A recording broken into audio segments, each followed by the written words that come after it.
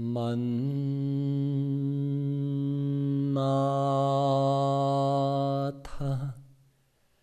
Shri Jagannatho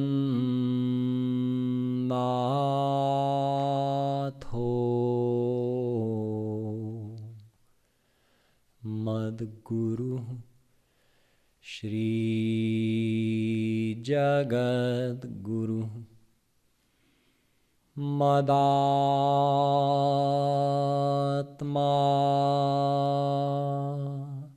Sarvabhutatma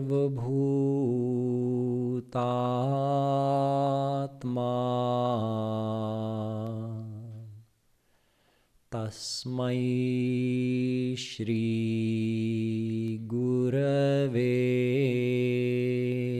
Namaha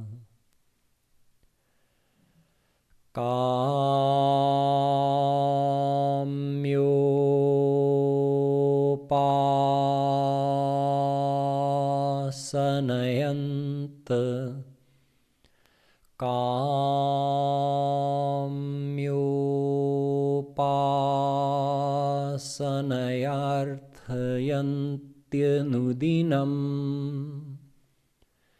Kinchit phalam svepsitam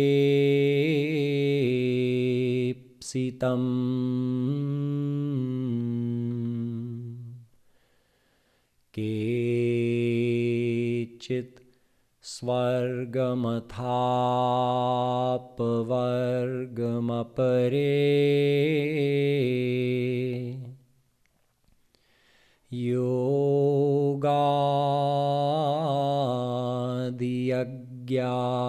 Yogadiyagyaadibhi Asmakam yadunandanangri yugaladhyanavadha Narthinam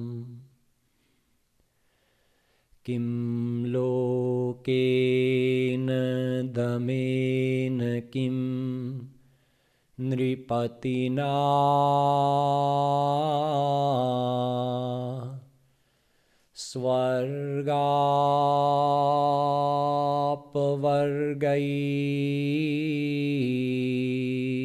svargapavargaischa kim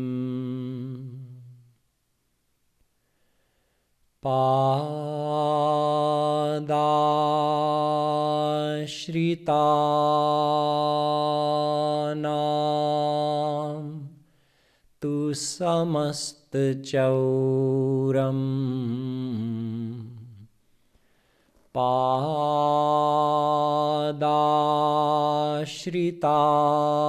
Padashritanam cha samastachauram Shri Radhikaya Hridayasya Chauram Nilambujasyamalakanti Chauram Chauragraganyam Purusham Namami Yo Brahmanam Vidadhati Purvam Yo Vai Vedanscha Prahinoti Tasmai Tagmangha Devamatma Buddhi Prakasham Mumukchurvai Sharanamaham Prapadye.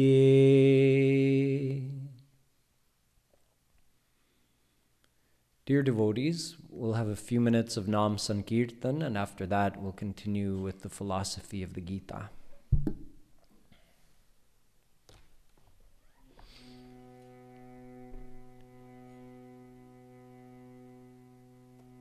Bhajo Giridhar Govinda Gopala Bhajo.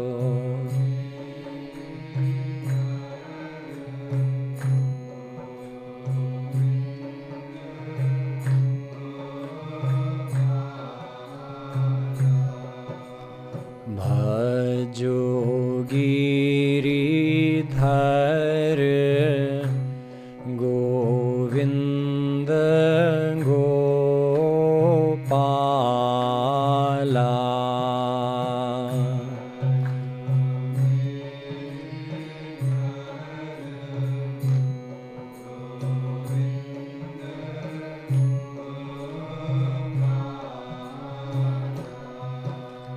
Bhajo Giridhar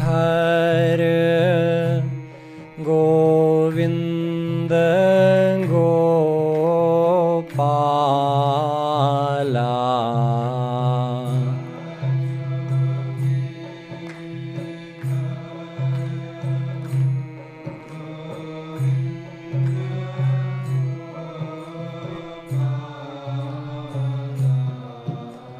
Bhajo Giridhar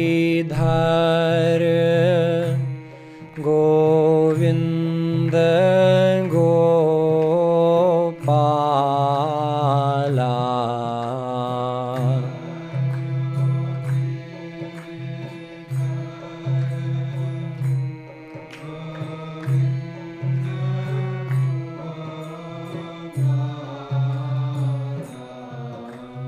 Bhajo Giridhar Govinda Gopala.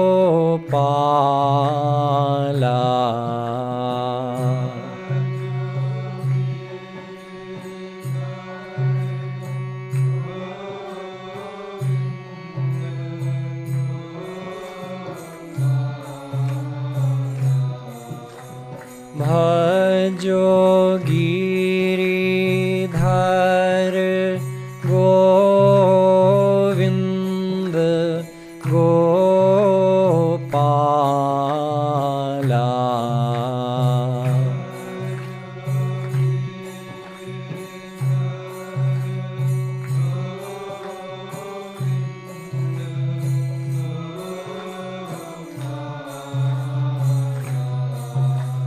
Bhajo Giridhar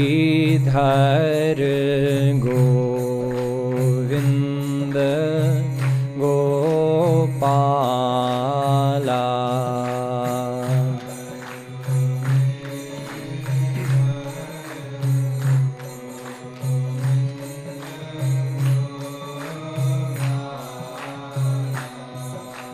Bhajo Giridhar Govinda Gopala.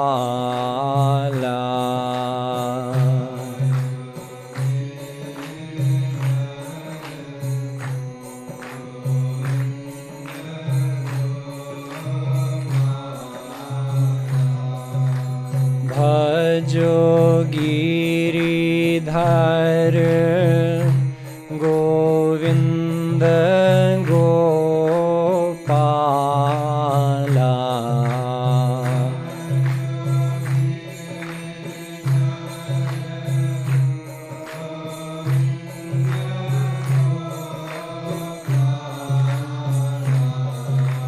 Bhajo Giridhar Govinda Gopala.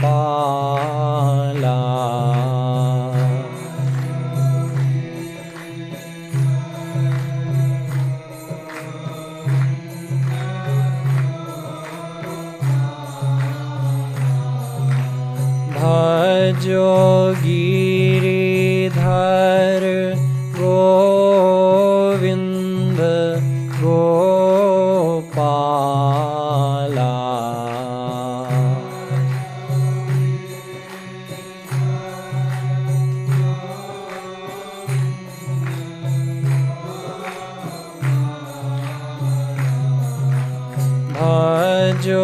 Giridhar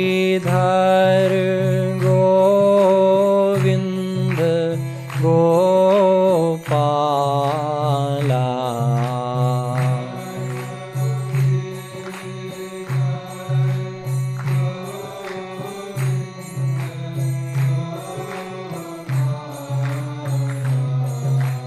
Bhajo Giridhar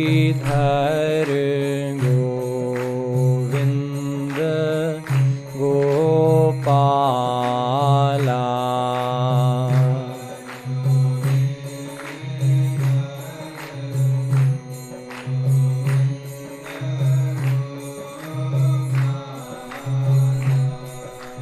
Bhajo Giridhar Govind Gopala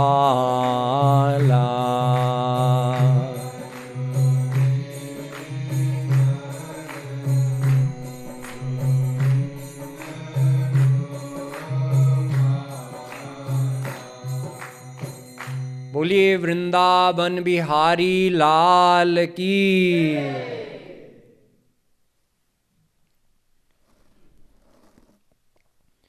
Yesterday I introduced the philosophy of the Gita to you as we began with the first chapter. And although Shri Krishna doesn't actually say anything in the first chapter, there's a lot of philosophy to be understood because we have to understand what is the Gita and why do we have faith in it. So I explained that Gita is actually an explanation of the Upanishads, which are the essence of the Vedas. And Ved and Upanishad are the foundation of Sanatan Dharma, the foundation of all of the spiritual philosophy that we follow. Anything that's ever been taught by any saint has to have been in coordination with the Vedas. If it's not, then it's not accepted. Ved is the first and final word in Tattva Gyan, spiritual philosophy. So whatever is in the Gita has already been explained in Ved and Upanishads. Upanishads, as I explained yesterday, are simply a part of the Vedas. However, the Gita is the condensed essence of all the Upanishads, which is the most important part of the Vedas. So in only 700 shlokas, Shri Krishna gave the whole essence of Vedas. So he gave the essence of Sanatan Dharma. Dharma, as I explained to you yesterday, is of two kinds, Aparadharma and Paradharma. Aparadharma are the do's and don'ts for being a good person in the world. And Paradharma is the path to God. Both kinds of dharma are explained in Vedas, and both kinds are explained in the Gita.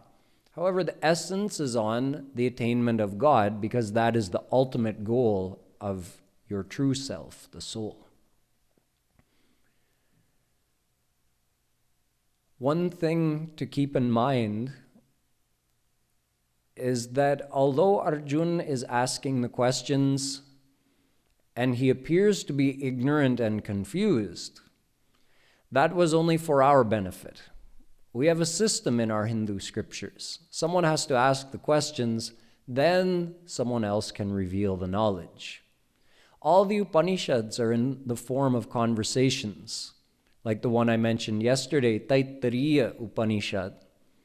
In that, Bhrigu is asking questions and Varun is answering. Both are divine personalities, but who is Bhrigu?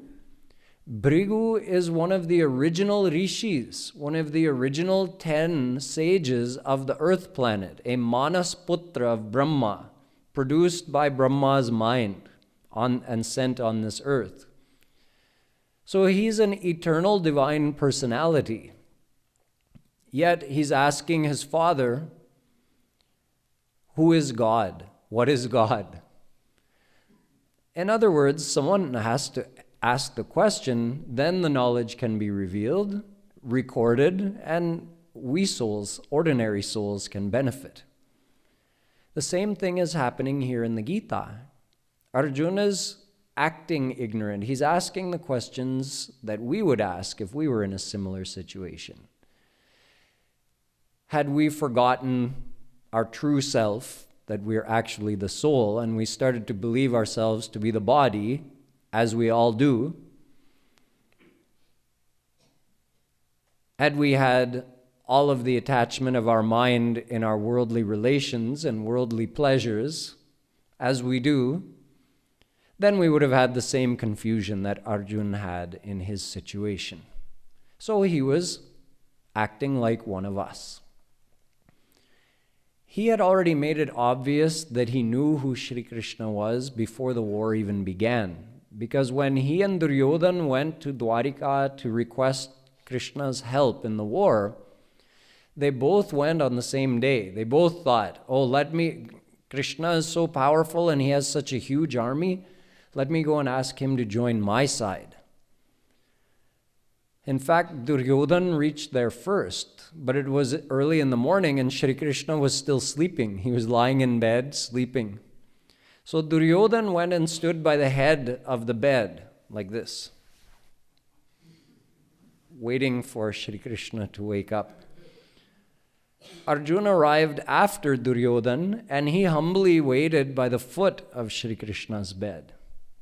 When Shri Krishna woke up, since when you're lying, you're generally looking down towards your feet, so he saw Arjun first, and he said, "Oh, Arjun, how did you come? Why have you come?" And Duryodhan said, "Oh, I'm here too." Oh. So anyway, they explained their situation. And then Shri Krishna said, "This is how it's going to be. I have an army of millions of soldiers, chariots, horses, elephants. One of you can have my entire army, and the other one can have me. But there's one more thing. I'm not going to lift a weapon in this whole war. So you can have me without a weapon, or you can have my entire army. And Arjun, you get to choose first." Duryodhan said, "Why?" "Because I saw him first. But I was here first, but I saw him first. So he gets to choose first."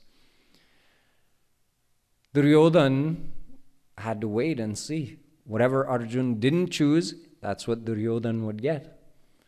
So Arjun chose Shri Krishna.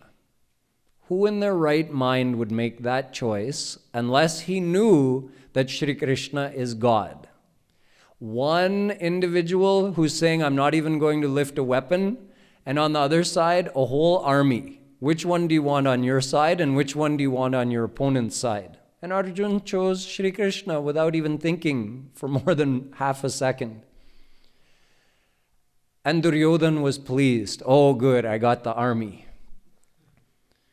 So you see, Arjun was already a divine personality. You have to be a saint to know who Shri Krishna was. We may say, "Oh, we know who Shri Krishna is. We've been told. We have this knowledge. We know who Krishna is." And if we were in that situation, no. Faced with life and death, a war is imminent, and someone whom we've been told is God is standing there, but on the other side you have millions of warriors, we all would have chose the warriors. Because we don't have divine eyes to actually recognize Shri Krishna's divinity. It shows that Arjun was already a divine personality, a God-realized soul.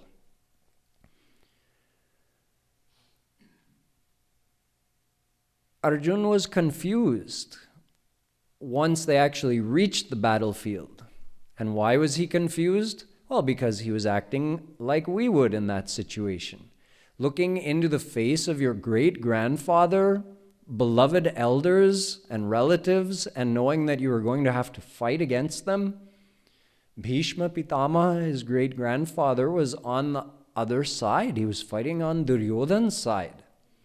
Because he had sworn to protect the crown of Hastinapur. And that meant helping the side of Duryodhan. So he chose his oath to protect the crown over Shri Krishna. So he was on Duryodhana's side. So was Kripacharya, Dronacharya, and many others. Seeing that, looking into their faces, the reality hit Arjun, and he felt very emotionally distraught. And he told Shri Krishna that I don't want to fight this war. I don't want to kill these people. Although all options had already been exhausted, all other options, war is the last resort, right? If you want to resolve a conflict, you start by negotiating, offering something, even threatening. They tried all of that. Shri Krishna himself had even gone to Duryodhana in a last-ditch effort to avoid the war. He went to him with a very fair offer, fair to Duryodhana, not fair to the Pandavas. He said, just give 5 villages, one for each of the 5 brothers. 5 little villages, you keep all the rest. Duryodhana said, no, there will be no compromise. I'm not giving even a needle point of land without war. You have to fight me. So there was no peaceful resolution. There was no other way to resolve this conflict but the use of force. When Shri Krishna had gone to Duryodhana, after the peace proposal had been presented, and Duryodhana had very rudely rejected it, then he also added insult. And Shri Krishna said, okay, I'm going to try one more thing to knock some sense into his head. And he showed his Virat Roop. He showed his almighty form. Instead of being like little 6-foot Krishna, little meaning our size, walking, looking like us, he revealed his almighty, huge, supreme, powerful form right there in the court. Duryodhana saw that and he said, oh, this guy's got some magic tricks. Throw him in jail. I've had enough of him. So Shri Krishna just left. There was no way they were powerful enough to stop him. But it shows that God himself, even if God goes to a person to try to talk sense into him, if that person is that stubborn and arrogant like Duryodhana was, then even God can't succeed.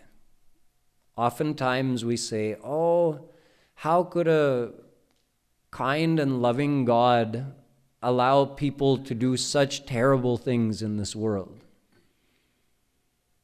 All the suffering in the world is caused by us, right? We inflict suffering on each other. Why does God allow that? Well, we have free will. Even if God wanted to come to a person and say, no, don't do that, would we listen? No, we'd be like Duryodhana. No, I know what's right and wrong. I'll do what I think. In fact, Jagadguru Shri Kripaluji Maharaj says, God does come to you in a subtle form every time you're about to do something wrong. He gives you a dhakka from inside. You feel a little something. When you're about to do something wrong, there's like you feel. That he says that's Shri Krishna inside saying, hey, what are you doing? Don't do that. No, I'm going to do it. No, what are you doing? I'm doing it anyway. So you get, a couple jolts like that from Krishna. We call it our conscience, whatever you want to call it. Kripaluji Maharaj says it's Krishna himself telling you that's wrong. Don't do that. But then it's up to us. We have free will, so we do what we want.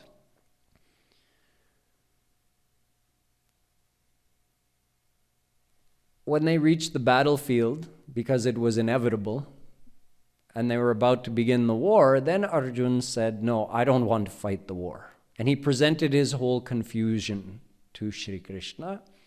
And in the end he said, Karpanya dosho pahatasva bhava prichhami tvam dharma sammudha chetah yat Shreya syan Nishchitam bruhi tanme shishyaste ham shadhimam tvam prapannam. Although he made his opinion very clear that he did not want to fight the war, he said, Na yotsya, I'm not going to fight. But he also said, I'm confused between what's right and what's wrong. I don't know what is the right thing to do in this situation. So you please tell me. I'm asking you for advice. What is best? You please tell me. I am your surrendered shishya. I am your surrendered disciple. Of course, he wasn't fully surrendered. If he was fully surrendered, Shri Krishna would have said, fight the war. And Arjun would have said, okay, and picked up his bow, and there would have been no Gita.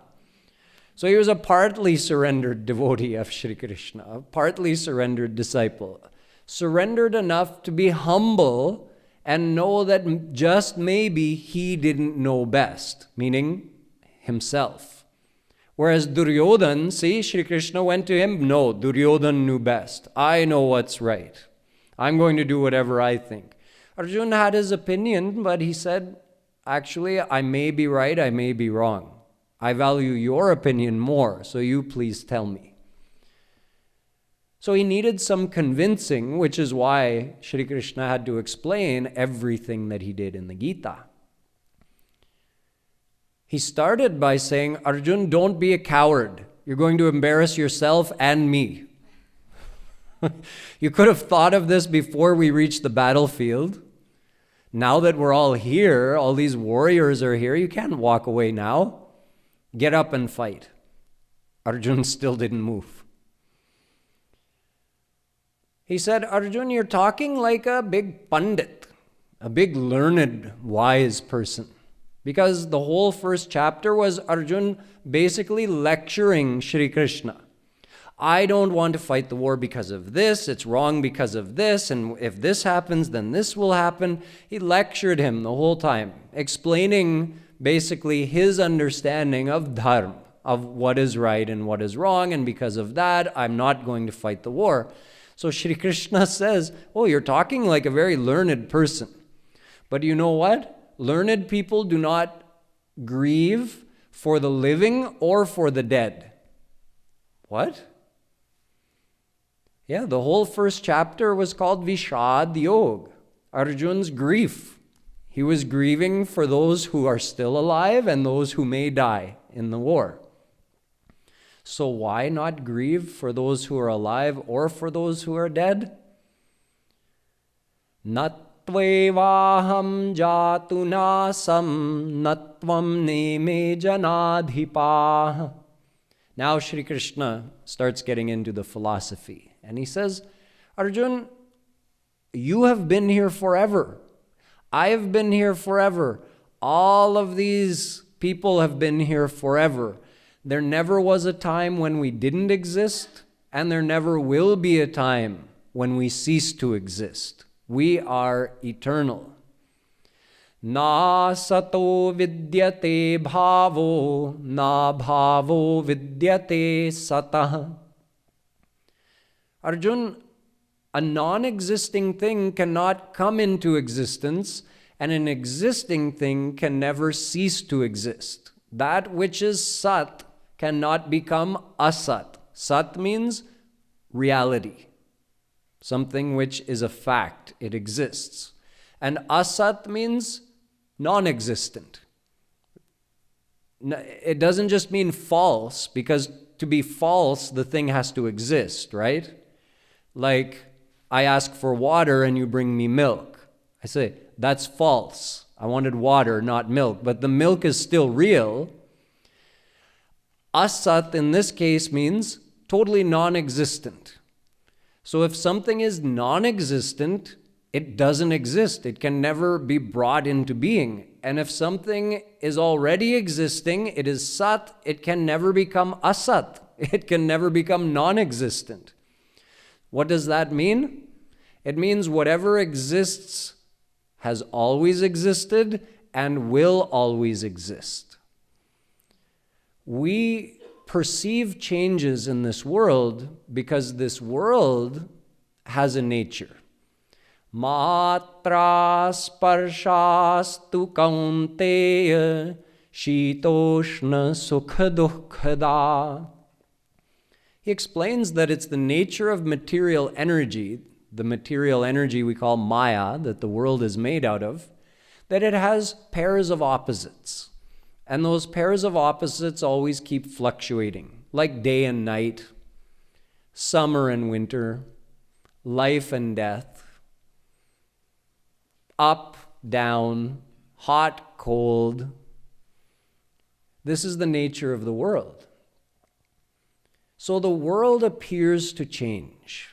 And you can say it does change, but the initial energy of the world never changes. This is why sometimes the world is called asat, and sometimes the world is called sat. Why is it sat? Because the energy of the world is eternal. Maya is an eternal power of God. However, the forms which are produced by Maya, when it is in the form of this universe, those forms are not permanent. In fact, from the moment some material thing is formed, it starts degrading. Like our bodies, from the moment we're born, our bodies start moving towards death. A sculpture, a building, from the minute it's built, it's already decomposing. This is the nature of the world. As soon as the universe is produced, it's moving towards its death. But it's not the death of the energy of the universe. The birth and death of the universe is simply the manifestation of the Mayic energy in a physical form, and then it's becoming dissolved into an absolutely subtle form, dormant energy. But Maya is always there. The energy is always there. The forms produced by Maya are impermanent. So that's why this world is called Sat and Asat. Asat, it's not real. Why? Because all these forms we see, they don't last. They're impermanent. Even if they last for thousands or millions of years, eventually every form is destroyed. But Maya is never destroyed. So the cycle of creation and dissolution of the universe, it's an eternal cycle. It never began and it will never end. So Maya will always be here. And the universe will always get another birth, and then it will die, and another birth, and then it will die. The energy, Mayic energy, manifests the universe and then dissolves, and manifests and dissolves. Of course, all controlled by God. The other two tattva are not so confusing, meaning God and the souls. There are three eternal tattva, three eternal existences. Maya has this quality that although it exists eternally, the forms produced by it are impermanent. But God and the souls, it's easy to understand how they are sat. God has always existed. He can never be destroyed. Souls have always existed. They can never be destroyed. So God didn't create himself, and God didn't create the souls, and God didn't create Maya. We've all existed forever. And we didn't create God, we didn't create ourselves, and we didn't create Maya. And Maya didn't create God, Maya didn't create us, Maya didn't create itself. All three tattva have existed since eternity. Shri Krishna is explaining this to Arjun. Why? Because what is the basis of his confusion? Fear of death. Not that he would die, but that his loved ones would die. Why does he have that fear? Because he believes that they are their physical body, not their real self, the soul. That is his basic confusion, and that is all of our basic confusion. Isn't every one of us afraid to die? Definitely. How much fear of death do we have? That depends. It depends to what percentage we've been able to accept the teachings of the Gita and other Hindu scriptures that tell us you are not the body, you are the soul. Dehinosmin yatha dehe kaumaram yauvanam jara. Shri Krishna goes on to explain, Arjun, the body is born, matures, grows old, gets sick, and dies. The soul does not. Soul has no age. Next time someone asks you how old you are, you get embarrassed. Once you're over 40 or over 50, you don't want to tell your age. Oh, I don't tell my age. You think 40 or 50 is bad? You're eternal. 40 or 50 is nothing. Soul is never born. It's not young. Sometimes people say, oh, he's an old soul. We're all old. We're as old as God. The body is young, matures, and eventually dies. This body keeps changing, but the soul always stays the same because the body is part of Maya, and Mayic things have that impermanent quality. And the soul has godly qualities like permanence.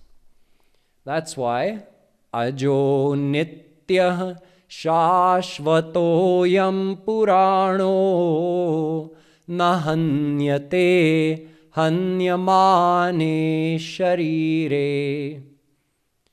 Shri Krishna goes on to explain that the soul is not killed by the physical death of the body. When you see someone who's died, what do people normally say? Oh, Ramesh left this world today. Then who's that lying there? Maybe you go to the funeral or some ceremony in honor of Ramesh. So who's that lying there? Well, that's his body. So where's Ramesh? Well, he's gone. Whoever he was, whatever he actually is, we can't see the soul, but we know something left that was there before. That thing that was giving life to that body is now gone. It's moved on. The body is left behind. It will be burnt or buried and eventually go back to the earth. But the soul can never be burnt. Nainam chindanti shastrani nainam dahati pavakah na chainam kledayantyapo na shoshayati marutah. Soul cannot be cut by any weapon. You get the sharpest blade with the finest edge, you still can't cut the soul. The soul is divine, so no material thing can cut it. Fire cannot burn it, water cannot make it wet, and wind cannot dry it out, because these are all material things, Mayic things, and the soul is divine. So Shri Krishna is telling Arjun, no one here can die. It's impossible. All of these people have lived uncountable lifetimes, and their bodies plural, because we have a different body in every lifetime, their bodies have all died. So technically they've died uncountable millions and trillions of times, but they're still here. So what's the big deal dying one more time? Jatasya hi dhruvo mrityur dhruvam janma mritasya cha. There's a rule in this world, Arjun. Whatever is born must die, and whatever dies is reborn. The soul is not born, thus it never dies. Soul never had a beginning. If it had a beginning, it would have to have an end. But it has no beginning, so it will always remain. But the body was born. This was formed in your mother's womb. Thus, it has a time span that it's going to exist, and when that time is up, the body finishes. And when that happens, you leave the body and go on and take another body, and this body stays behind. What happens to it? It goes back into the earth, it goes back into the elements, and eventually it's reabsorbed into the body of some other living thing. In other words, it's reborn. Whatever is born must die, and whatever dies is reborn. However, the soul is not born and does not die. Vasansi jirnani yatha vihaya navani grihnati naro parani tatha sharirani vihaya jirnan nyanyani sanyati navani dehi. He gives a simple analogy to Arjun. He says, you wear clothes, the clothes wear out, you get rid of the old clothes, you get new clothes. That's what your soul keeps doing, changing bodies. For the soul, this physical body is just like clothing. Is it a big deal to change your clothing? No. Then why is it a big deal to change your body? No big deal. We have a fear that when we die, that's it. We're finished. Meaning when it proves that we believe we're the body, because we know when someone dies, their body's finished. That we know without a doubt. So if we are this body, then we're also finished, right? So even though it's such a simple point, we are not the body, we are the soul. So simple. But we haven't been able to accept it yet. It's our most fundamental confusion. You can say the cause of all of our suffering is believing that we are this body instead of accepting that we are the soul. If we are the body, then we belong to this world and we're also temporary, so we might as well enjoy life while it lasts. Eat, drink, and be merry. Beg, borrow, steal. Do what you have to, but enjoy this life while it lasts, because once your body's dead, you're finished forever. This is called Chadwick Sidhant. Total atheistic philosophy. There's no God, there's no soul, there's only this physical world. You are the body. There's no karma, meaning you're not going to be punished in your next life for any bad actions you do. So just go ahead and enjoy to the fullest. To some extent, we all follow this philosophy. Because we really do, to some percentage, we believe we're the body. And to some percentage, we've accepted that we're the soul, but not 100%. If we had 100% acceptance that we are the soul, then we would know we only belong to God and we would have surrendered to Him. Our heart and mind would have been surrendered to God and we would have attained Him. But since we believe ourselves to be the body, so we truly believe that this world is ours. We will find our happiness in this world. So we remain attached in the world and our back is turned from God. Just like we were saying in the prarthana in the beginning of tonight's satsang, "Oh Shri Krishna, I have suffered since eternity." Why? Because my back is turned away from you. If we're turned away from Shri Krishna, there's only one other place to look, right? There are only three things that exist: souls, God, and Maya. So if we're turned away from God, it means we're turned towards Maya. Shri Kripaluji Maharaj always gave a comparison to a mental hospital for people who have lost their mind. He says that this whole world is just one big mental hospital. We have mental hospitals within the bigger mental hospital, right? That's where we put the people we really think are dangerously crazy. But the fact is, we all are crazy to some degree because we've all forgotten actually who we are. If you see somebody walking around on the street and they don't know who they are, you'll call the police or you'll call the doctor and they'll put them in a mental hospital. Yet we all firmly believe we're this body, this physical body. We have forgotten our true nature, that we're the soul.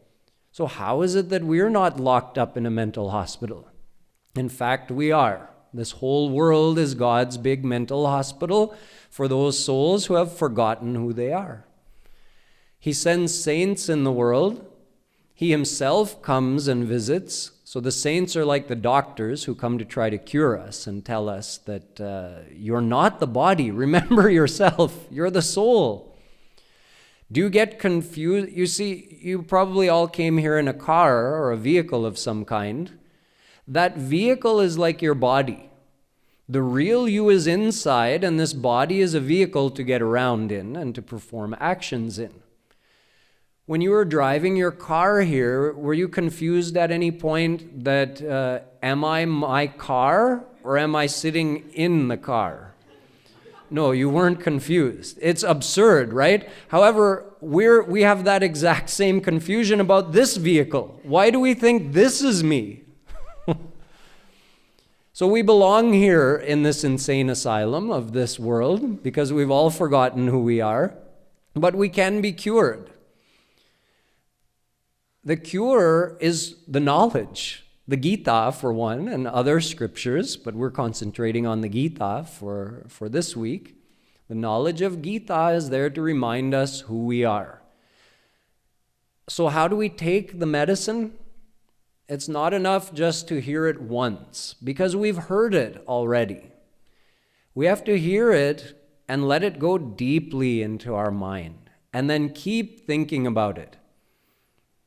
Don't be like there was a shop owner who had scolded his son that, oh, you never go and listen to kathas, you never go and listen to any spiritual lectures.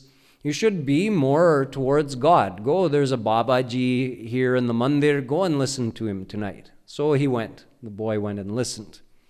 And he was teaching about truthfulness. He told the story of Harishchandra.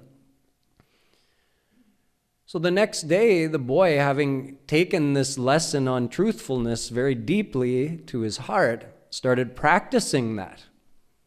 He didn't just listen to the theory, he actually started practicing the theory. So the next day at the shop where he helps his father, he was explaining to all of the customers, oh yes, this is the price we've put on it, but our actual cost is this much. So we have this much profit margin. He was just revealing everything. His father was astonished. What's gotten into this boy today? So when they got home, he said, what's the matter with you? We're never going to make any money at this rate. The boy said, Father, I went and listened to that katha last night, and Panditji was telling that you have to be truthful. So he said, oh my boy, you're so naive. Don't you know that there's a skill to listening to the katha? When they're explaining the philosophy, you just hold out your cloth like this. So all the good things that are being said, you catch them all here. Aja, aja. And then when you get up, when it's all done, you just go like this. So in that way, you never have to put anything into practice that you listen to. You just hear it, it sounds nice, and then forget about it once you leave the mandir. But that's why we find ourselves in the same exact place that we are, where we are today, where we've been for many, many lifetimes. We haven't advanced because what we hear, we don't dwell upon. We have to revise it in our mind. Remember it over and over again. I am not this body, I'm the soul. I am not the body, I'm a divine soul who's eternally related to God. We have to think about that over and over again. If you think about it deeply with faith, it actually changes your thinking. But, have we ever even thought that truly, sincerely 100 times in our life? Whereas, how many times a day do we think? It's so natural, we don't even realize it. But we think, I'm this body. Oh, I want to enjoy this world. This world belongs to me. How many times do we think that in a day? Compare that to in our whole entire life, how many times did we really deeply consider that I am not this body, I am the soul? So now you know why, although we have the intellectual knowledge, we have the theory. I haven't told you a single thing you don't know tonight. You have all heard this many times before. But why haven't we been able to become God-realized with this knowledge? Because we never put it into practice. We never thought about it deeply over and over and over again. Literally millions of times we have to think about it. That is the process of God realization. The path to God involves chintan, thinking about the spiritual facts over and over and over again. They're not complex facts, they're very simple. I am the soul. I belong to God. God is happiness. This world, well, as Sri Krishna explained, it's the form of opposites. It's always got ups and downs. In other words, there will never be perfection in the world. God is perfection. If you want absolute happiness, you have to go to God. And luckily you belong to God because you're a soul. If you were this body, then there would be no chance of you ever attaining God. And then you could say, yes, I belong to this world, and in fact, you would have been satisfied by the world. If your true self were material, Mayic, then you would have been satisfied by Mayic pleasures. Mayic pleasures meaning you see something beautiful, you taste something good, you hear something pleasing. You feel a pleasing touch. You smell some nice fragrance. These are the 5 ways that we enjoy this world, right?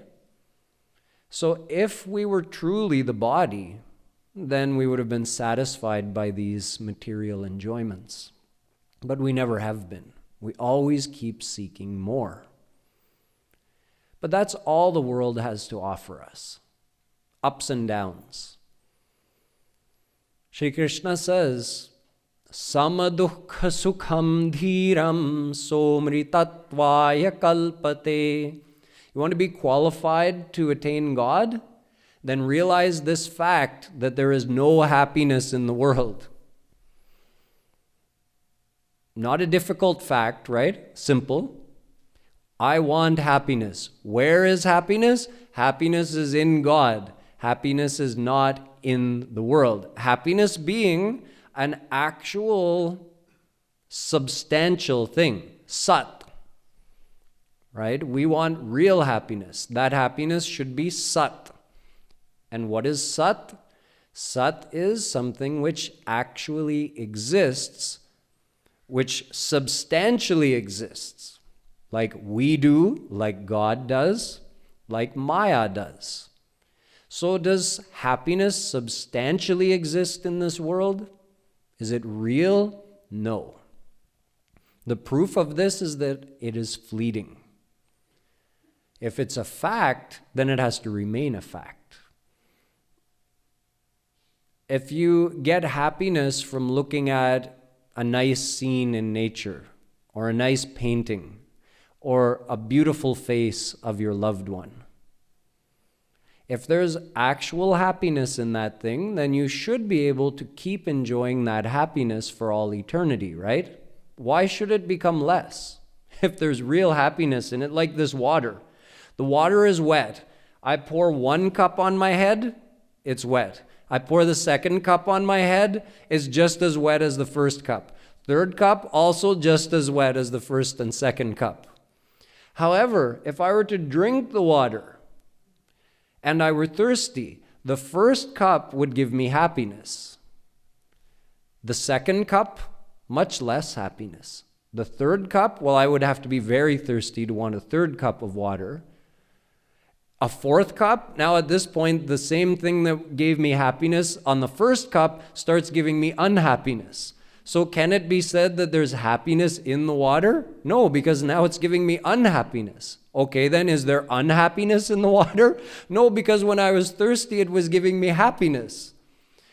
This is why Vedavyasji says, Tasmad dukkhatmakam nasti naiva kinchit sukhatmakam. Vishnu Puran.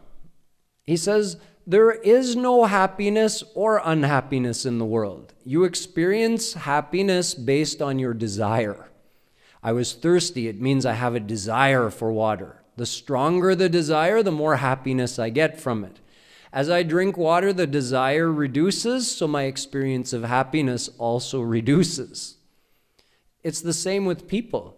You know, when you haven't met someone in a long time, you feel so happy to see them because your desire to meet them had grown in their absence.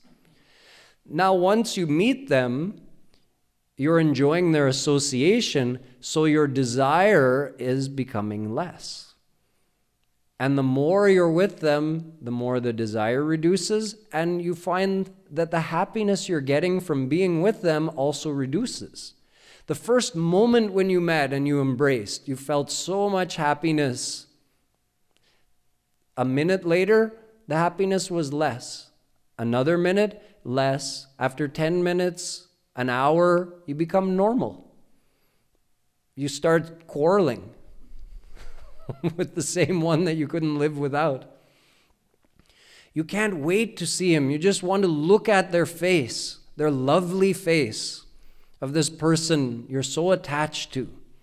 So you look at their face. But what if you had to keep looking at their face and you weren't allowed to look away? Would that face keep giving you happiness? For how long? You admire it for the first 5 minutes. After that, it wouldn't even take you 5 minutes, actually. If you were made to keep staring at someone's face, within a couple of minutes, you start finding faults. Oh, the eyebrows are not exactly symmetrical. Oh, I never noticed the nose is kind of crooked. Oh, there's this blemish over here. If you were made to keep staring at them for a whole hour, you would pay money to be able to look away. So what happened? Where did the happiness go? The happiness was only experienced based on the fact we had a desire to see that person. But once you fulfill that desire, you become bored. Then you want to change. So it proves that there's no happiness in the person. The happiness is your own self-created experience because you had a desire for that person. Where did the desire come from? The desire came from repeatedly thinking that this person may give me happiness, or this person will give me happiness. This person is mine. This kind of thinking creates attachment. Later in the second chapter, Shri Krishna says, Dhyayato vishayan punsa sangasteshu pajayate. Through repeatedly thinking about someone in this way, you grow attached to them. And once you've created this attachment in your mind, that attachment manifests as desire. You can also call, in some ways, it's experienced as love. Sometimes it's experienced as desire.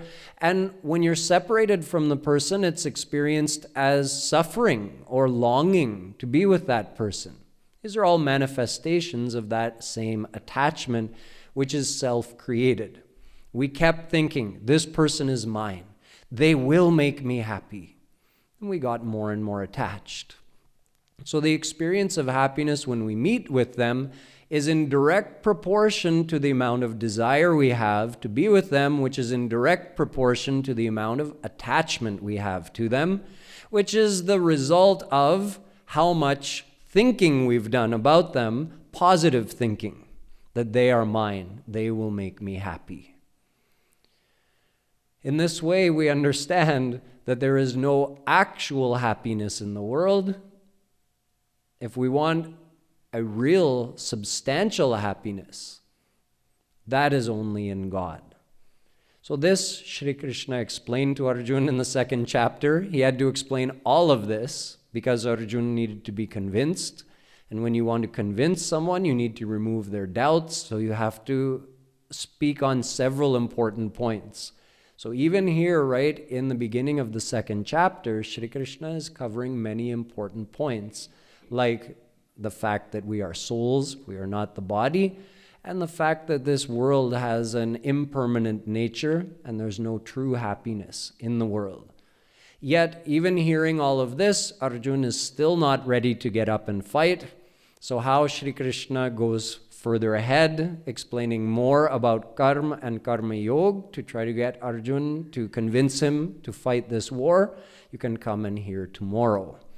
Boliye Vrindavan Bihari Lal Ki. We'll spend the last few minutes doing some chanting. So you can just close your eyes and think of your relationship with Shri Krishna, being that you are a soul and you belong to Him.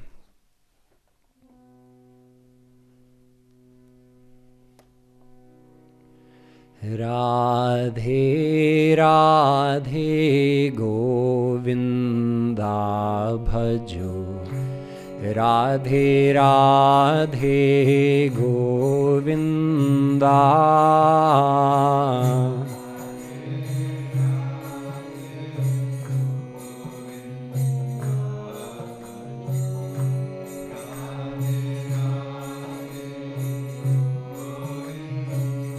Oh, Radhe Radhe Govinda Bhajo, Radhe Radhe Govinda.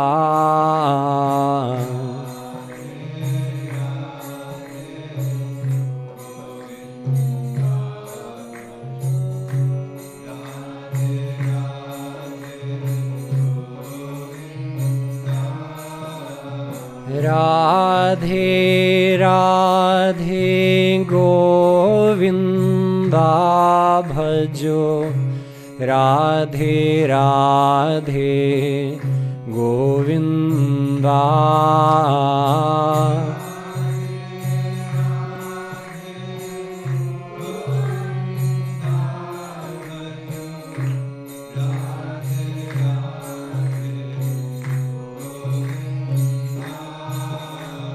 Radhe Radhe Govinda Bhajo, Radhe Radhe Govinda.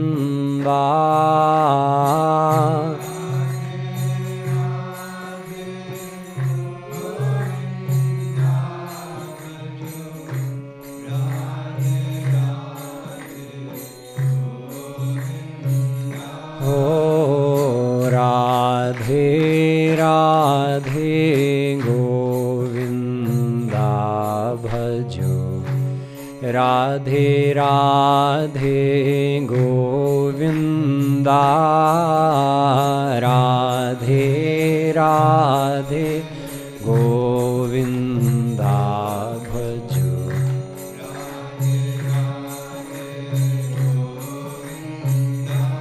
Oh, Radhe Radhe Govinda Bhajo, Radhe Radhe Govinda.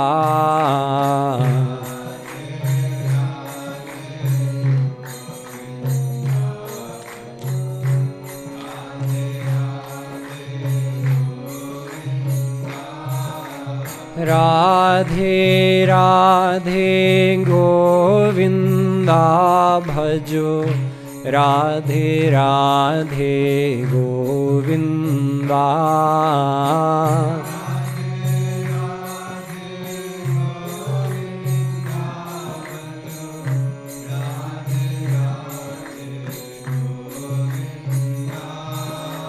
Radhe Radhe Govinda Bhajo, Radhe Radhe Govinda.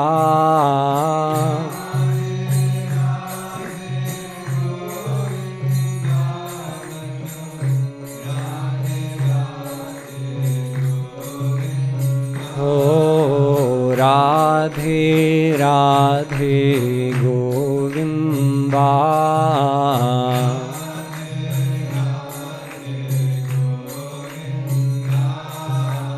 Radhe Radhe Govinda.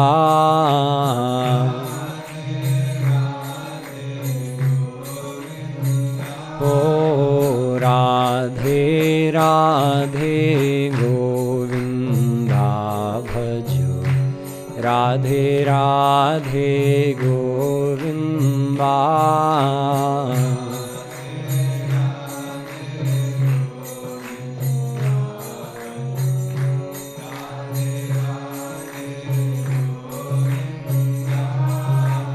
Radhe Radhe Govinda bhajo.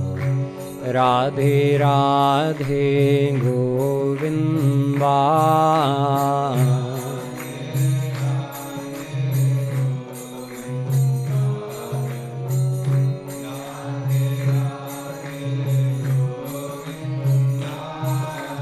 Radhe Radhe Govinda bhajo.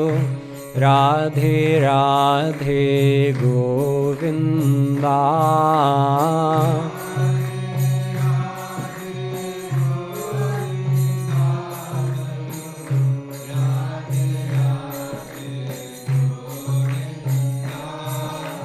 Radhe Radhe Govinda bhajo.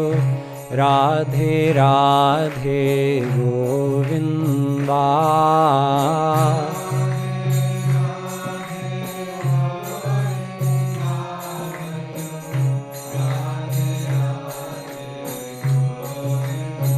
Oh, Radhe Radhe Govinda bhajo. Radhe Radhe Govinda.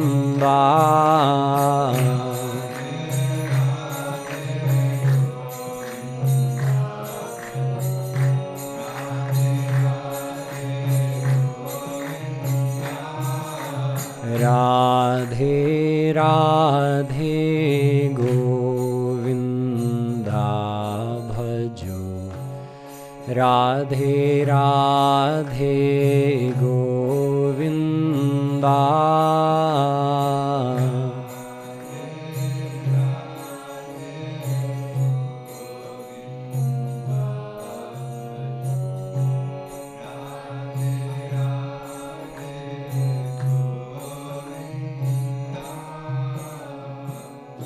अलबेली सरकार की, श्रीमद् सद्गुरु सरकार की जय। जय Shri Radhe.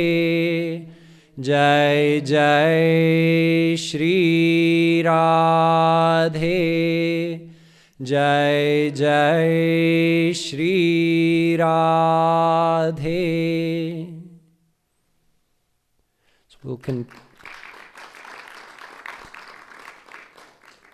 We'll continue with the rest of chapter 2 tomorrow, and we'll continue for the whole rest of the week up until Sunday. Keep in mind that dinner is served every day at 6:30, so if you want to come early and take part in dinner, you're welcome to. And the satsang will be at 7:30 till 9 every night. And then we finish on Sunday with the 11 till 12:30 timing on the last day. Jai Shri Radhe.